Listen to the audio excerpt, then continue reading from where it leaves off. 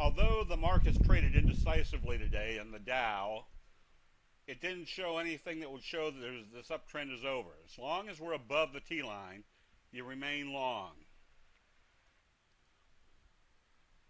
Added credibility to the uptrend is the fact that on Friday they gapped down the NASDAQ due to Google and Microsoft's earnings.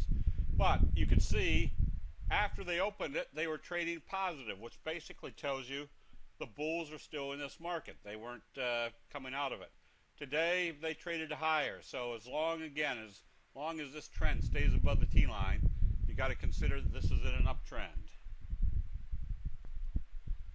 And as long as the market stays in an uptrend without a change of investor sentiment, candlestick patterns can work very effectively. Notice that in our probably our recommendation on PBYI for tomorrow, so we have a little scoop pattern.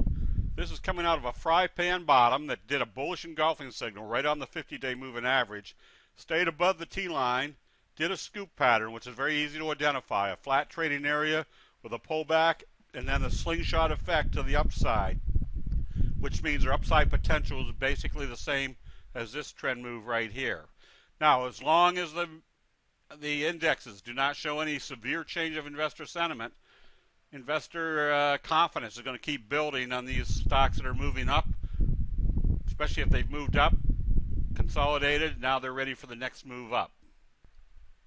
This also allows for big price moves, especially out of fry pan bottoms. Notice the slow rounding curve. Now they're breaking it out to the upside just as they got to the beginning of this pattern. And they're just nudging the 50-day moving average, which makes this very simple.